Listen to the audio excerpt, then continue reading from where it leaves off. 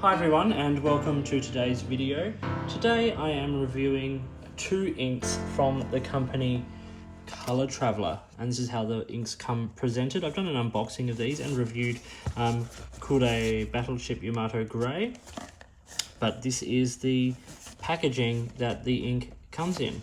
Nice sort of good sized cardboard box there, nice little printing on the inside, and you get a little eyedropper, a little sort of sample size vial, and then you get the actual bottle. Now I'm looking at two inks today. The first one is this one, which is Time for Whiskey. They come in 30ml bottles. It's a nice sort of glass bottle, and decent size opening, fit just about any pen, which is wonderful.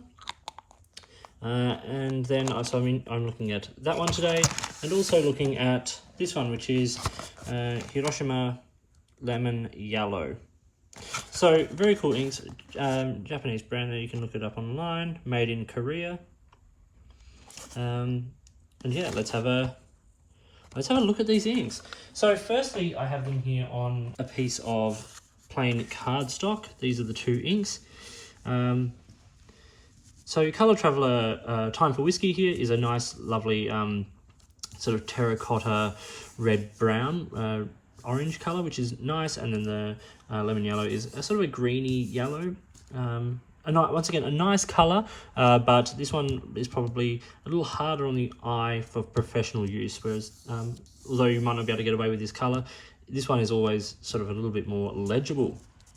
So you can see that they're not like super sheeny inks, not sheeny at all really, but they shade nicely,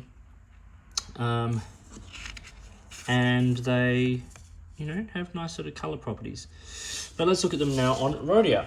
So what I've done is I've put them both on the one page because I'm looking at both of them together, and so I've just done a little spread here. We'll start with lemon yellow. So I had this in a TWSBI Go with a broad nib. They're both in TWSBI broad nibs. The Go and the Eco use the same nib, which is quite handy. I had this in TWSBI Go. Not the wettest pens, but also not super dry. So let's say here, it's an interesting ink with some nice dark patches, but the lighter sections are hard to read, which is an issue with the shading. So it's not a colour for professional writing, but might be good for artwork, perhaps. So you can see there's a little bit of, where the shading is quite light, you sort of lose quite a lot of it there. Colour comparisons, I've put it here next to Robert Oster Chartreuse and Krishna Yellow Valley to give you a sense of sort of where it is. It's quite a green yellow in that family. Next we have the Time for Whiskey, which I have in a TWSBI Eco with a broad nib. Now this one is a little darker, a little easier to read. It's quite a nice colour. I really quite like it. Nice saturation, makes it easy to read. It really stands out. It feels great to write with. It's not easier on lower end paper. Even on Rodeo, it's quite close to bleeding and feathering. Like you can sort of see that it is settling into the paper. But I do really love the colour. Comparisons here, I have a Robert Oster Red Orange and Monteverde Red Velvet, which gives you a sense of sort of where it sits in that colour family as well. So what we're going to do is we're going to plonk some water down on these sections here, look at it on some other paper, and then come back and see how these go. Okay, so let's start at the bottom and work our way up. Here I have it, both of these inks on, this is a student notepaper from a Spyrex notepad. You can see that there's feathering, and the colours are quite muted and sort of dull, and then quite a lot of bleed through. This is not fountain pen friendly paper, but it really does bleed through on this. Next we have it on standard copy paper. This is Reflex 80-gram copy paper. And you can see there once again the colours are a bit dull, tiny bit of shading occasionally, but bleeding is getting quite apparent. If you look at the back there, quite a lot of bleeding. So now let's look at it on Tomoe River, because this is where it should work its best, and it does. It looks nice. It's got a nice sort of, so you see the shading, tiny bit of sheen there on Time for Whiskey. Shading looks good, and if we look at the reverse side here, Only where we plonk a lot of ink down does any come through. So Tomoe River is very fountain pen friendly paper, but this ink does sort of work quite well on there. Okay, let's mop up this mess.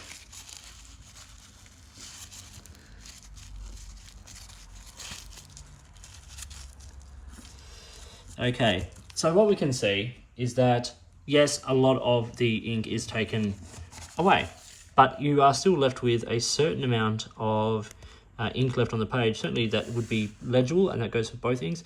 A little less on the Time for Whiskey. It's a slightly more saturated ink, so a lot of it seems to get a bit more absorbed in. It's also got a better dry time, which we'll get onto in a second.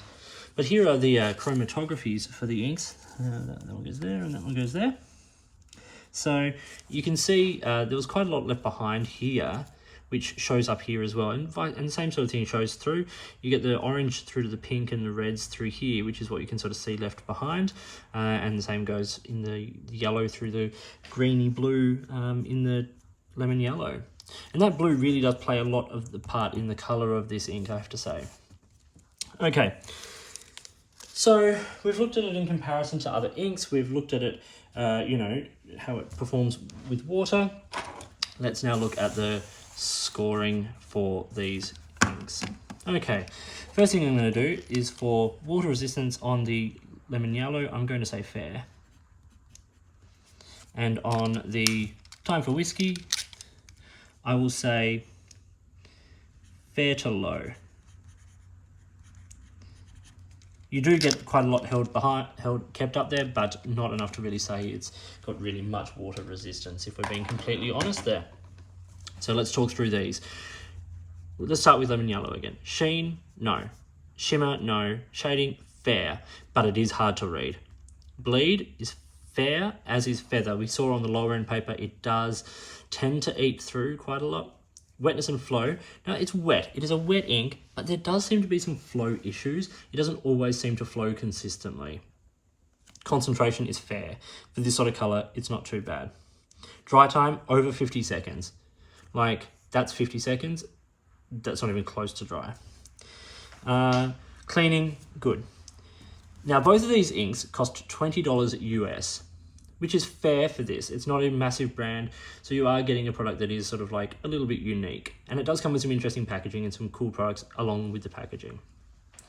So, what am I going to score this ink? Well, based on that, you get a couple of goods, but most of what you get is on the fair side, like mainly on these criteria that actually are based on performance. So I'm going to give it a 2.5 out of 5.